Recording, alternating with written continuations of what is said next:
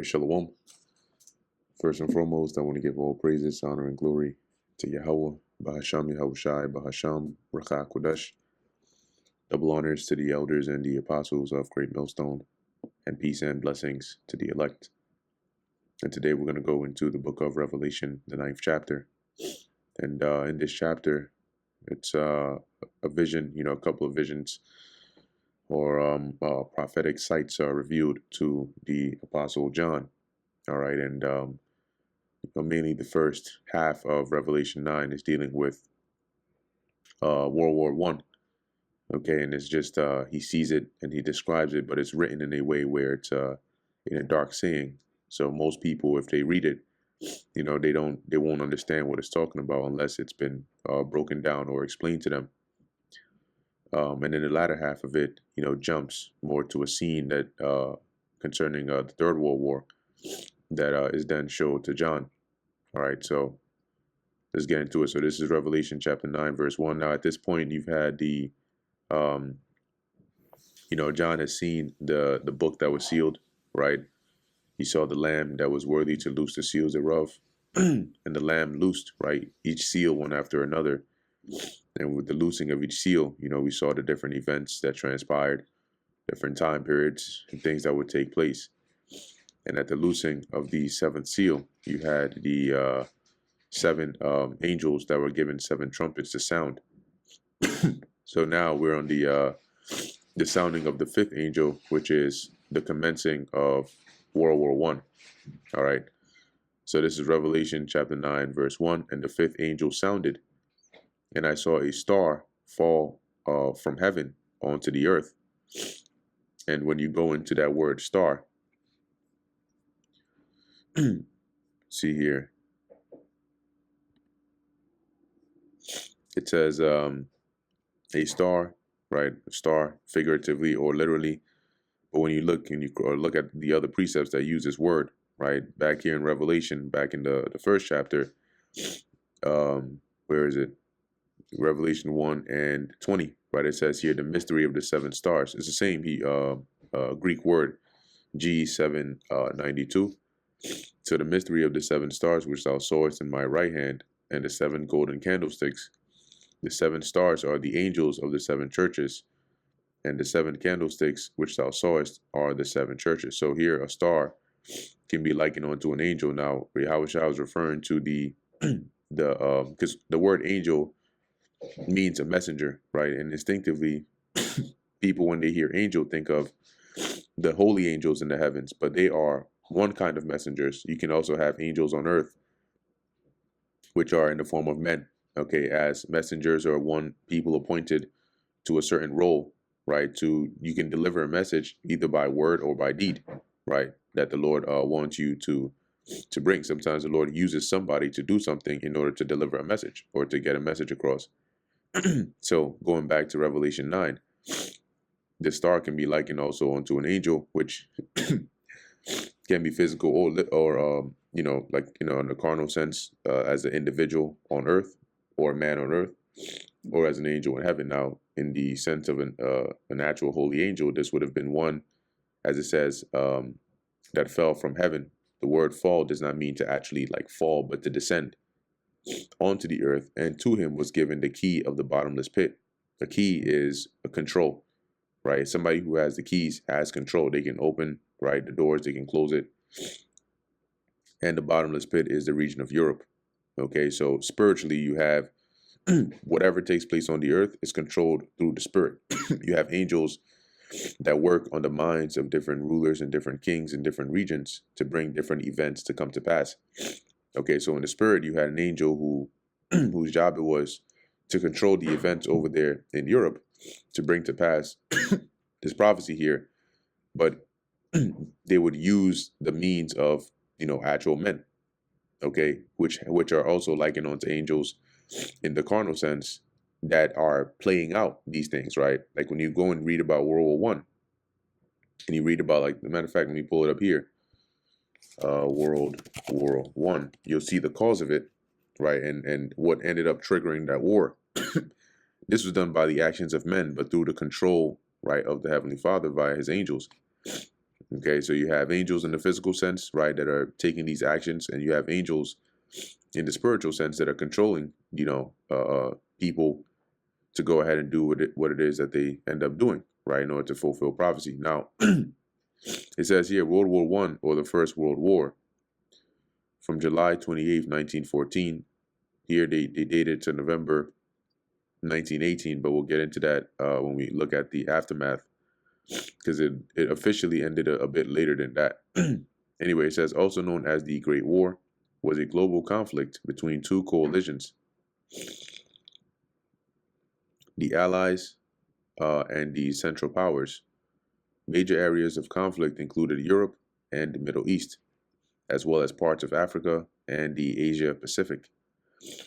And the vision that you see, or the vision that John received, was focused mainly in Europe, all right, which is the bottomless pit. The war saw important developments in weaponry, including tanks, aircraft, artillery, machine guns, and chemical weapons. One of the deadliest conflicts in history, it resulted in an estimated 30 million military casualties and 8 million civilian deaths from war-related causes and genocide. The movement of large numbers of people was a major factor in the deadly Spanish flu pandemic. So now it goes here more into the events that triggered the war. So it says the causes of World War One included the rise of the German Empire and the decline of the Ottoman Empire, which disturbed the long-standing balance of power in Europe. The exacerbation of imperial rivalries and an arms race between the great powers. Growing tensions in the Balkans reached a breaking point on 28 June 1914 when Gavrilo Princip, a Bosnian Serb, assassinated Franz Ferdinand, the heir to the Austro-Hungarian throne. And so this assassination of Franz Ferdinand was like the powder keg, okay, that sort of blew over into what you have here. So it says Austria-Hungary blamed Serbia and declared war on July 28th. After Russia mobilized in Serbia's defense, Germany declared war on Russia and France, who had an alliance. The United Kingdom entered the war after Germany invaded Belgium, and the Ottoman Empire joined the Central Powers in November. Germany's strategy in 1914 was to quickly defeat France before transferring its forces to the east. But its advance was halted in September, and by the end of the year, the Western Front consisted of a near continuous line of trenches from the English Channel to Switzerland. The Eastern Front was more dynamic, but neither side gained a decisive advantage, despite costly offenses.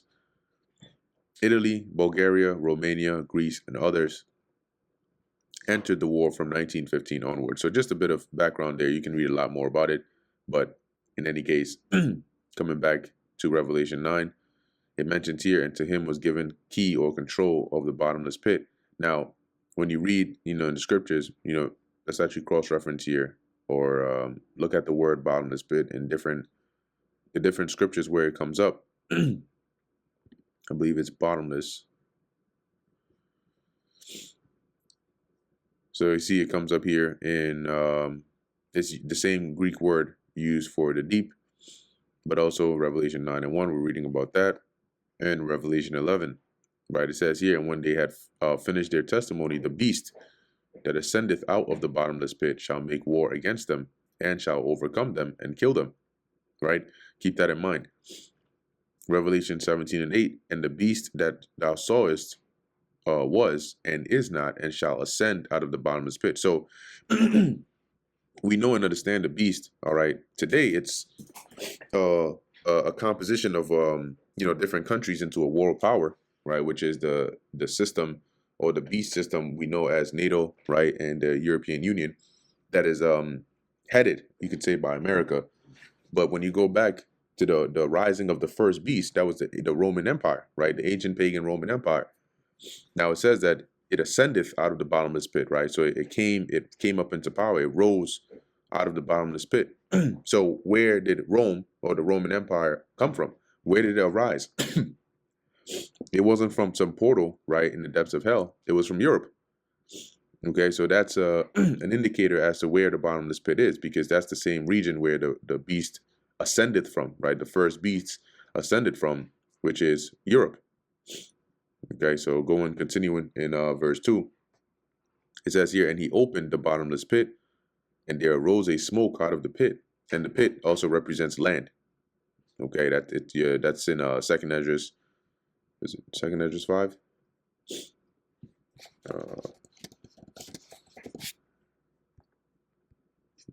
Yeah, Second Esdras 5 and 24. I'll just hit the point. It says, of all the lands and of all the lands of the whole world, thou hast chosen thee one pit, and of all the flowers thereof one lily. So if if here you have, it says of all the flowers one lily, which is a type of flower, then when it says of all the lands one pit, what would that pit be?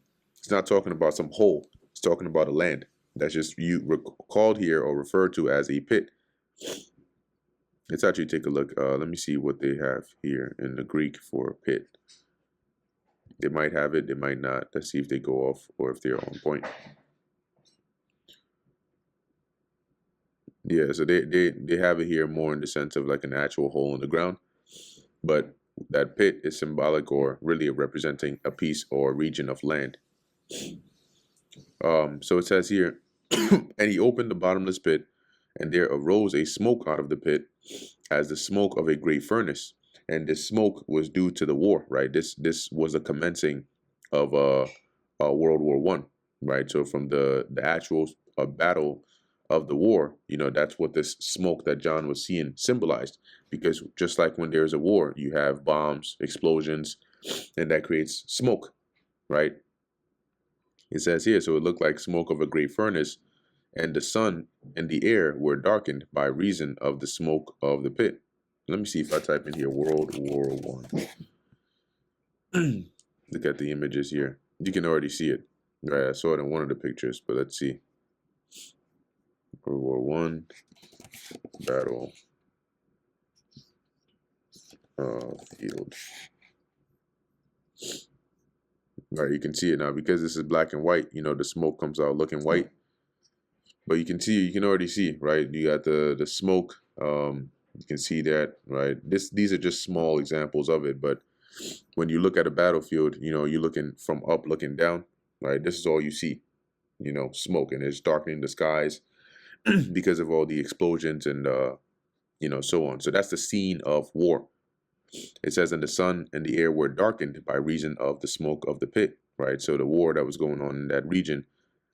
Verse 3, and there came out of the smoke locusts upon the earth, and unto them was given power. Now these locusts are not talking about actual animals like this.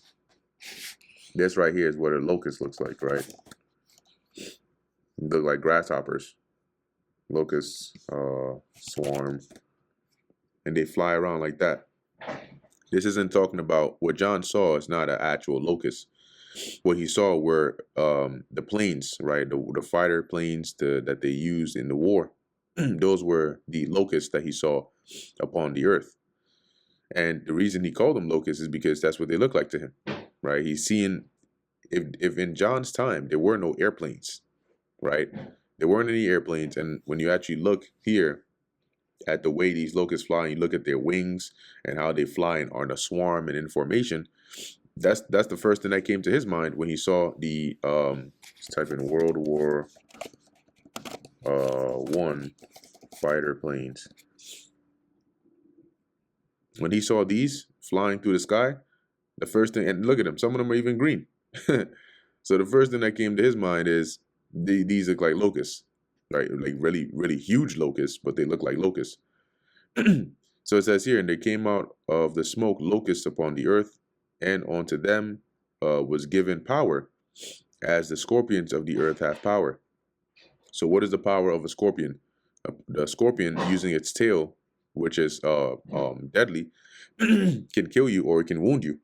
And likewise, these locusts had that ability, right? Or these fighter planes had that ability.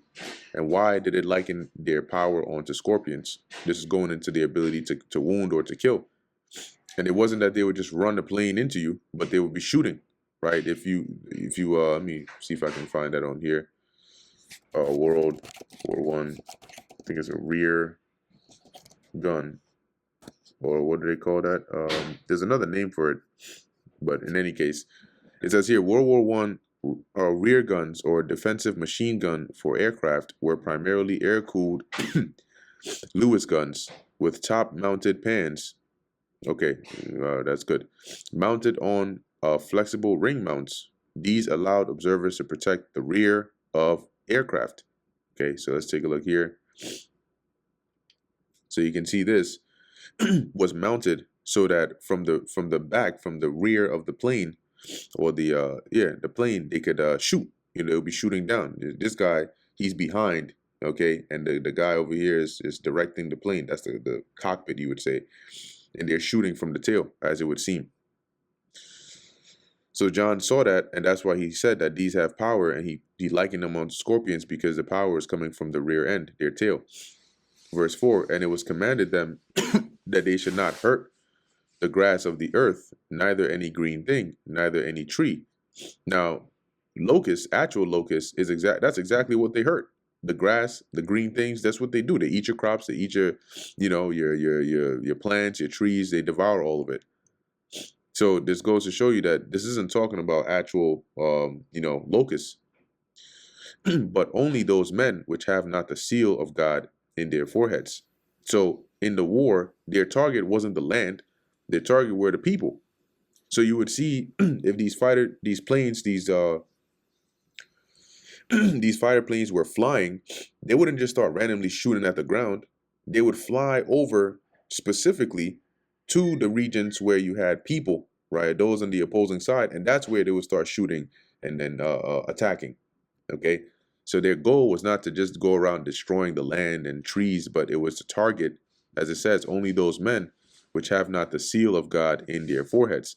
And what this means is, because during World War I, you had individuals in there that were fighting in the war, just like you have in different time periods, which were Israelites. Okay, but these men that were in the war, the ones that had the seal of God, were ones that were exempt.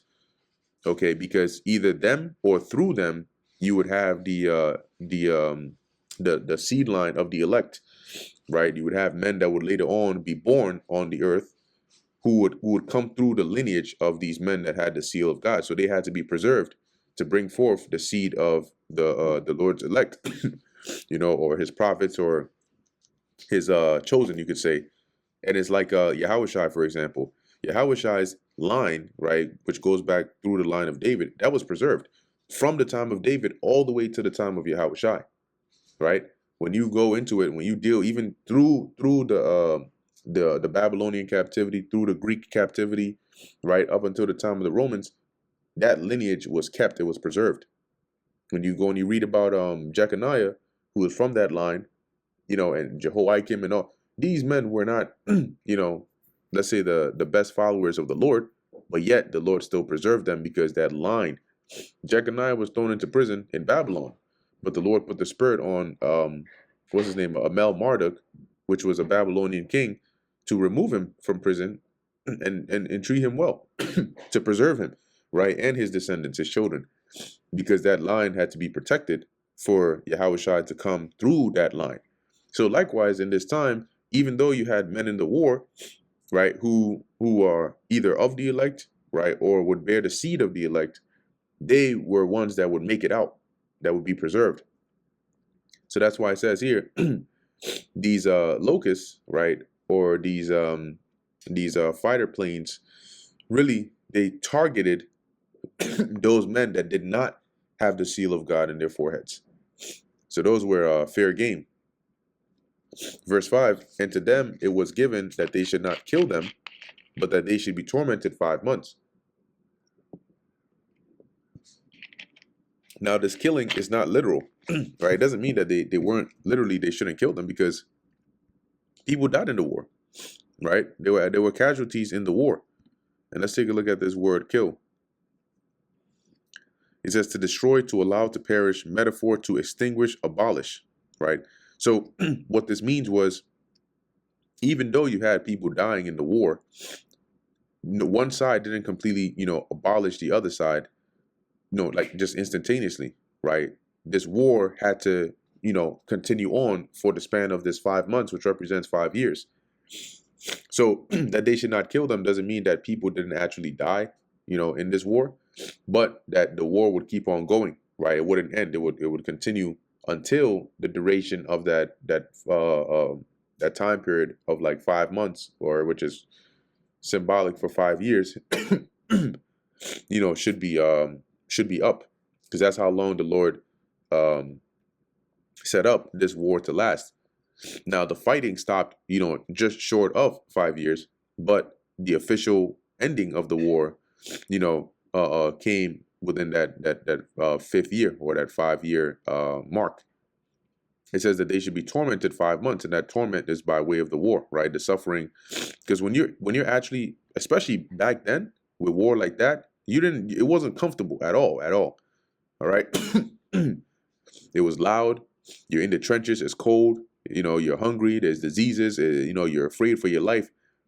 You may be injured, right? These were, being in that war was like hellish, and they had to, endure that for the duration of that war. Now it says 5 months. If we look up here, World War One, going back to what we read before, going to the aftermath, it says here. Now, when you look at what we read up in the beginning about the war, let's go up to the top. It said that this was from July 1914 to November 1918, right? Which is about 4 years, a little over 4 years. Really, it's into the fifth year. But when you go to the actual formal end of the war, it says a formal state of war between the two sides persisted for another 7 months, until the signing of the Treaty of Versailles with Germany on June 28th, 1919. Okay, so that would go from 1914 to 1919, which is 5 years.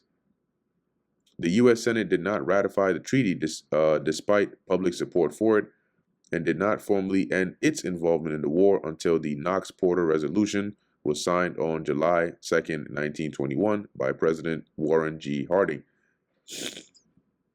For the British Empire, the state of war ceased under the provisions of the termination of the present war Act in 1918. It says some war memorials date the end of the war as being when the Versailles Treaty was signed in 1919, which is a time period that is referenced by Revelation 19. That's why it says 5 months, which is 5 years, which was when many of the troops serving abroad finally returned home. By contrast, most commemorations of the war concentrate on the armistice of November 11th, 1918. So going back to Revelation 9, verse 5, and their torment was as the torment of a scorpion when he striketh a man. That's the torment or the pain or the wounds or destruction dished out from those fighter planes, right? Because what were they shooting? Bullets, right? Now, when a scorpion strikes a man, it stings, right? It stings you, and you either are wounded, and if you don't get help soon enough, you're gonna die. Likewise, if you were on the battlefield and you were shot, by the tail gun, of one of these fighter planes, depending on where you were shot and how quickly you can get help, if you could get help, you would either survive or you would die, but you would suffer loss, right? You would be in pain. So it was the torment of these planes, right, that were attacking them, and really the war. Here he described it as like that of a scorpion when it stings a man. Verse 6, and in those days shall men seek death and shall not find it, and shall desire to die, and death shall flee from them. Now I wonder if there's any mention of the conditions here during the actual war. Probably not. Soldiers' experiences. There you go. Let's see if they have anything in here. But what that means here about them desiring, seeking death and not finding it, is due to the hellish conditions of the war. You had some people that were traumatized. They were shell shocked. They lived a life worse. It felt worse to be alive afterwards than to die. Some of them had certain injuries and you may need to get your legs sawed off.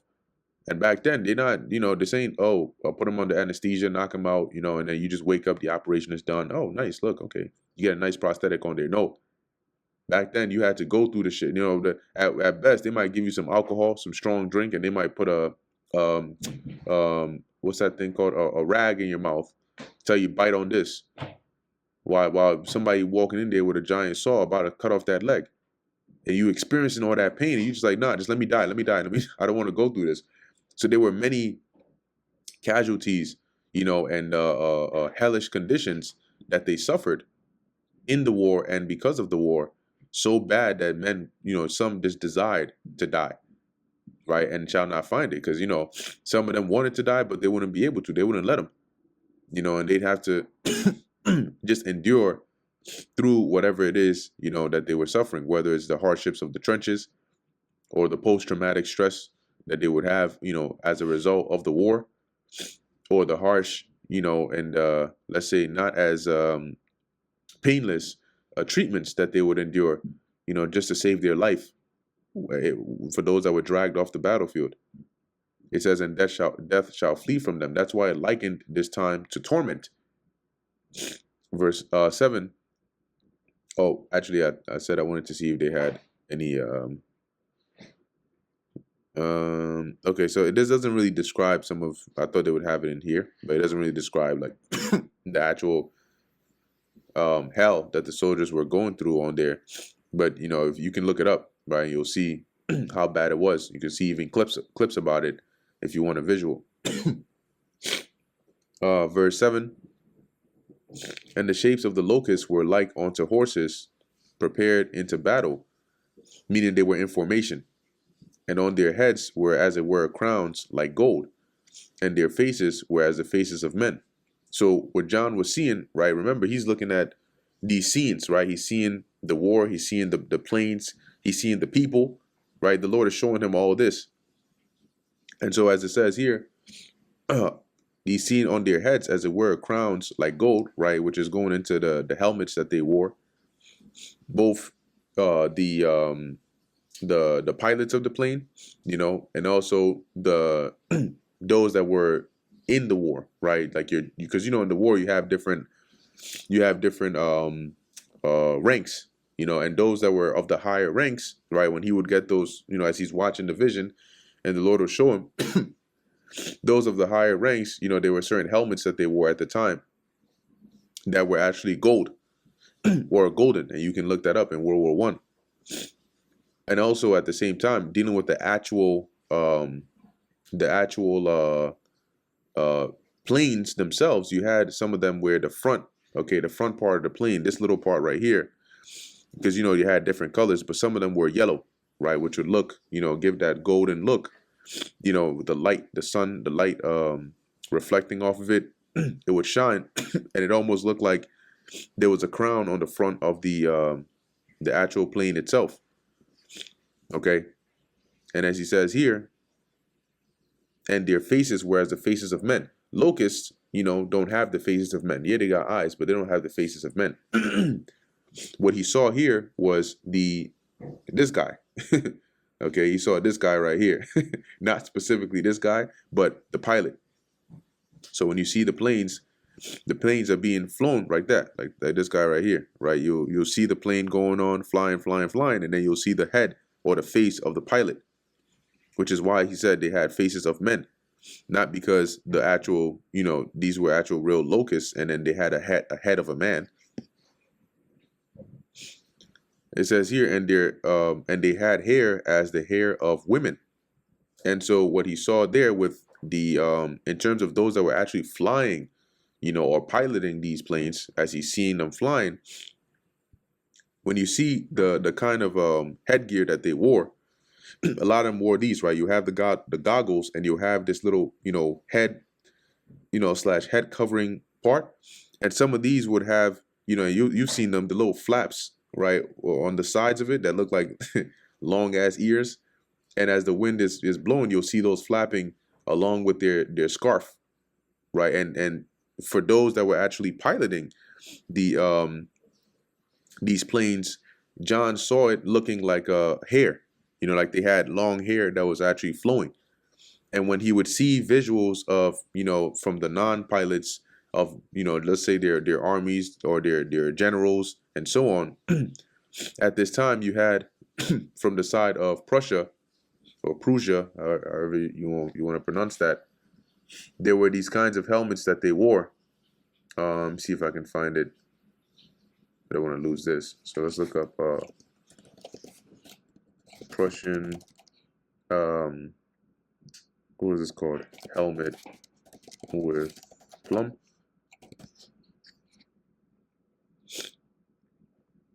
And that the plum is this little portion that looks like actual hair, like a portion of a wig. And you can see the gold parts of their helmets here, right? So John was being showed scenes from, you know, the pilots flying the planes and the planes themselves flying, but he also saw, you know, the actual, you know, men, right, the generals and the so on. Because if he's seen a scene of World War I, he's gonna see the commencing of it, right? He's gonna see the commanders, the generals, those that are giving or issuing commands, those that are, you know, given the go ahead to send out the different fleets, those that are actually getting into the fighter planes, those that are then flying it and piloting it. So he's seen all of these. And so this is what that looks like, all right, for those that weren't actually in the planes, that were more like these, because these are more higher ranking officials, right, in the army, and they would walk around with this. Um, Today, a modern day, somewhat example, right, which is slightly different from this, is what what do they call those? The guard of the royal guards, what they wear on their heads. Let me see, United Kingdom Royal Guard. Yeah, you see them walking around with this thing on. It's not their actual hair. Look here, look at that. Even they got this. You know. Now, for whatever reason they do it, well, that's that. But today, this is like what they wear on their heads, right? Back then, they had the helmets with the plum, which I believe signified like rank of some sorts. But so John is seeing like those that are on the land, you know, having these things. It looks like it has the hair of women, but also those that were actually piloting the planes. He's seeing like the, you know, the scarf blowing in the wind, the little. I want to see if I can find a good image of it. World War I pilot. It's not a helmet. It's like a hat. Let me see. Pilots in plane. Yeah, it's this thing that they were wearing, you know, and they would they would clip it under their chin, but for the when they didn't do that, you would see it flapping. I'll see if I can find one. If not, you know, it's not that big of a deal. I'm sure most of you know what I'm referring to anyway.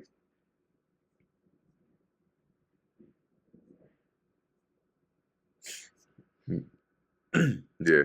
Anyway, that's wait, hold up. Yeah. This part. There you go. This part right here. So some of them would keep this on, like, you know, tie it down. Some wouldn't. Now imagine what this looks like as you're flying with the wind blowing contrary to your face, and this is flapping behind you, right? To somebody looking at this from afar, or, you know, like John in his time, not knowing what these were, it looks like hair flowing, you know, in the wind to him. Anyway, going back to Revelation chapter 9, um, verse 8, it says here, and they had hair as the hair of women, and their teeth were as the teeth of lions. And the teeth here were the bullets that were coming from the planes. Okay, and they, as it's going to tell you, they wounded, you know, with those teeth. That was their attack power. In verse 9, and they had breastplates, as it were breastplates of iron, and the sound of their wings was as the sound of chariots of many horses running to battle. And the breastplates is describing the the armor of the planes, okay, like the material that it was made of. And the sound of their wings, which is the propellers, was like the sound of many chariots. It was very loud, you know, because back then, today planes are more quiet. You know, you have stealth planes, you know, and so on.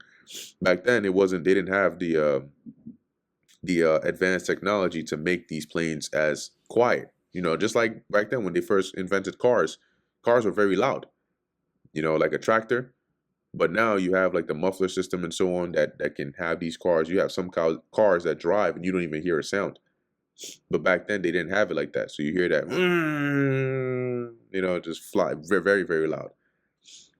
Verse 10, and they had tails like unto scorpions, referring to the tail gun. And there were stings in their tails, which were the bullets that were being shot off. And their power was to hurt men 5 months. This was the duration of the war. And the hurt was coming from the casualties, right? The killing and the wounding of the soldiers. And they had a king over them, which is the angel of the bottomless pit. So this king that was over them was, once again, focusing in the region of Europe, was Kaiser Wilhelm II. I'll type his name in here. You'll see, what role he played in World War I. But the Lord appointed him in there to play a role, right, as his position that he had in there, and also furthering or starting this war.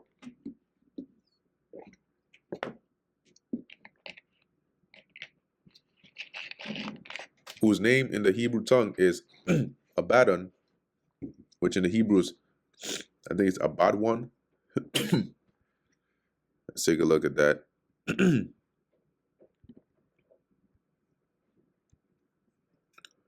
Yeah, let's go to the Hebrew.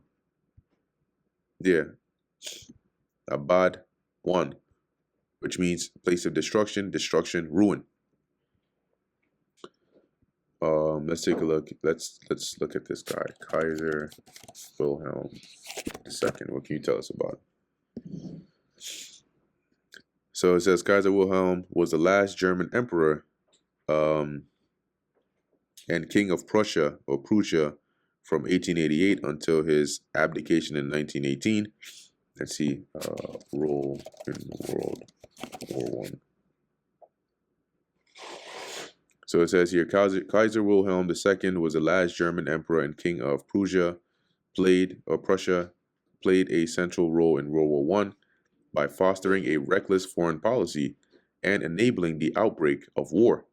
He encouraged Austria-Hungary's aggressive stance against Serbia, and we read about that in the information we read before here on World War I, then transitioned into a symbolic figurehead as military commanders Hindenburg and Ludendorff took control. So his main job was this part, right? Through his policy and this aggressive stance that triggered and furthered that outbreak of the war. And then the rest, his commanders took over to handle the actual war itself.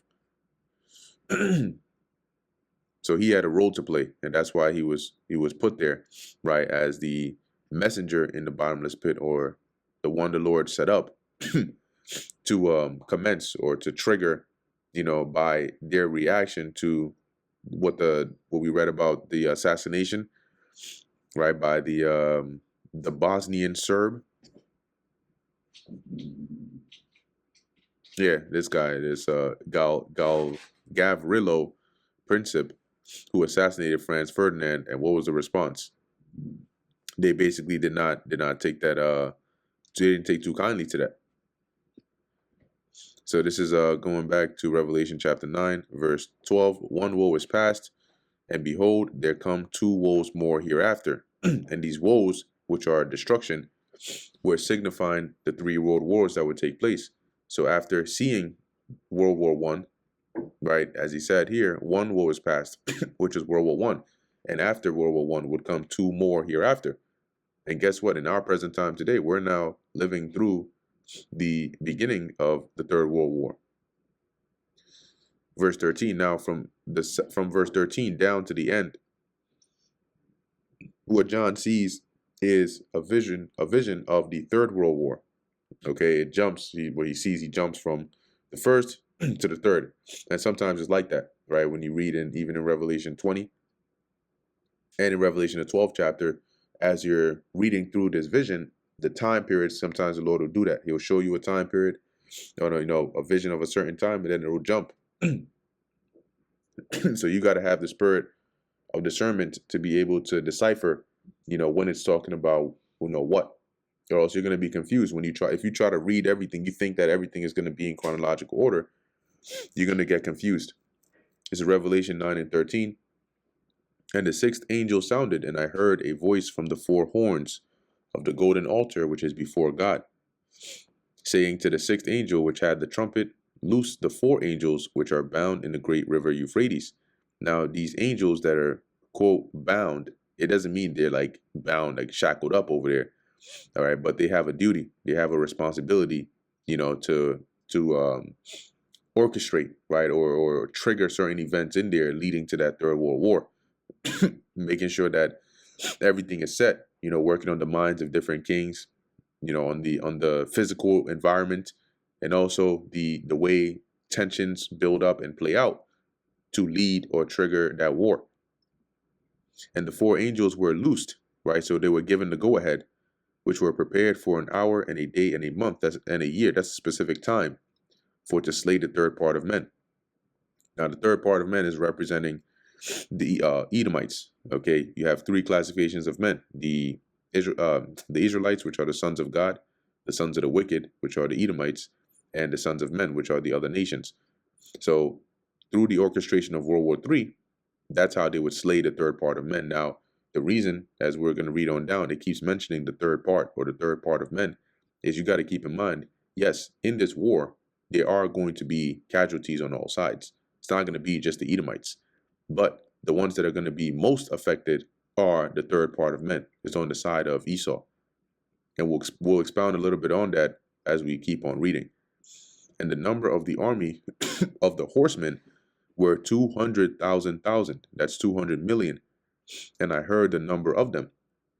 Okay, and basically, this was all the the artillery, right, that the nations have, for this war, this Third World War. That's including their missiles, right, the warheads. Now, 200 million is a lot, right? It sounds like a lot because it is a lot, but keep in mind that when nations go into, war mode, they go into mass production, right? And they'll be able to unveil, different sorts of weaponry, ways to, optimize and build more, right? Mass production. Okay, so right now, you may look at it and say, well, damn, there might not even be enough resources to develop this many missiles, right, or weapons for war. But they have more than just nuclear missiles, right? They have different kinds of other missiles, that can do a lot. That some of them we don't even know, and some we'll see when the war actually commences. Okay, but all in all, the total of their combined military force, right, including their missiles and their drones and all the different tools that they're going to use in this war, is that 200,000. Okay, it says here, and thus I saw the horses in the vision, and them that sat on them, having breastplates of fire. Now here he sees in in verse 17, the description, what John saw were these missiles. He describes it here as the horses, but these are representing the missiles, right? And it says here, I saw the horses in the vision, and on them and them that sat on them. The horses and those that sat on them are both referring to the missiles. No, you're not gonna see no human being or creature is gonna actually be sitting on top of a missile, but this is the structure of the missiles. Some missiles are designed to where you have the main shape, but then you have what looks like a fin, right? Or you have what looks like some other pieces that are sticking out from it that may look like something is mounted or placed on the missile itself. It says having breastplates of fire and of jacinth and brimstone, and the heads of the horses were as the heads of lions. These horses being the missiles. Now, this isn't talking about an actual literal creature, right? There's no horse that has a lion's head that then breathes fire. This is a dark saying, right? Or it's a metaphorical speak referring to the missiles. The heads is referring to the nuclear warheads, right? Which these missiles, you have missiles that have nuclear warheads, and you have some that have warheads, but they're not nuclear. Okay, these are all part of the weapons of these nations. So it says here, And the heads of the horses were as the heads of lions, and out of their mouths issued fire and smoke and brimstone. And that's the warheads, because you have a missile that, if it's, for example, an ICBM, an intercontinental ballistic missile, it's pretty huge, but it breaks up, right? The bottom part, is first propelled with that fire, that heat, and then as it travels, the latter part of it breaks off, and then the next part continues to carry and propel it. Look up a video of how ICBM travels to get to its destination. But when it gets close, the mouth opens up, the front part, and there's warheads that come out of it. And they hitting their targets cause that fiery explosion, that impact. So it says here, by these were the third part of men killed, right? Going back to that third part. By the fire and by the smoke and by the brimstone, which issued out from their mouths. So the third part, going back to the Edomites, the reason why they're highlighted here is not because they're going to be the only casualties of war, but if you look at this war, who the majority of the key players involved in this war are Edomites, right? They're on Esau's part. The U.S., Israel, Russia, NATO, not every country in NATO, but a good portion of them, and the European Union are Edomites, right? Edomite nations. You're gonna have, the Arab countries as well, China, Moab up in there, but majority of those that are heavily involved in here, that are gonna have, these casualties, America or Babylon, it's gonna be completely melted. So the main casualties are gonna be on the side of the third part of men, which is Esau. Not to mention the destruction or the breaking down of their actual kingdom. All right. So that's why it mentions that by these were the third part of men killed. Verse 19, it says, for their power is in their mouth and in their tails. And the mouth being, once again, the warheads, because that is where the destruction is coming from. So when he's looking at this, he's seeing that the front part is where the most power, or danger is. And in their tails, for their tails were like unto serpents. And this is what he's seeing is the fire and the smoke from the latter part of the missile that's actually propelling it through the skies. It looks like a serpent that's flying in the air. That's why he said it's like we're like unto serpents. Sometimes referred to as fiery flying serpents, and had heads, and with them they do hurt. Right. Once again, it's the mouth or the warheads where the danger is. If the missile is flying, right, and it was to break off the front part, and it was to just go and try to hit you with the middle part or the latter part, that's not where the explosion is going to occur from. Okay. Verse 20 says, and the rest of the men which were not killed by these plagues, yet repented not of their works of their hands. So this is talking about those that, after, because not everybody's going to be destroyed of the war. And this is actually a precept to show you that. They call it MAD, or mutually assured destruction. Not everybody's going to be destroyed in this war, but you're going to have some that are not going to, leave off from their wicked deeds, even in the aftermath of this war. And that's why we're going to need to subject them and rule them with a rod of iron, right? To beat that correction and subjection into their minds. So it says here, yet repented not of the works of their hands, that they should not worship devils, which are idols, and idols of gold and silver and brass and stone and of wood, which neither can see nor hear nor walk. So at the time when the Lord makes his return in the midst of this war, yeah, you're going to have chaos everywhere. But even still, after all that, you're going to have people that are not going to be willing to accept the truth and not willing to bow down and follow the ways of righteousness, which will be instilled, by Yahweh, or from Yahweh through Yahushua and his men. What do you think is going to need to happen to those people? They're going to need to be subjected with force. It says, neither repented they of their murders, nor of their sorceries, nor of their fornication, nor of their thefts. And that's where that rod of iron or that rod of correction is going to come in. Okay. And that brings us to the end of the book of Revelation, the 9th chapter. Lord willing, that was edifying to the elect. In closing, I want to give all praises, honor, and glory to Yahweh, Bahasham, Yahushai, Bahasham, Racha Kodash. Until next time, Shalom.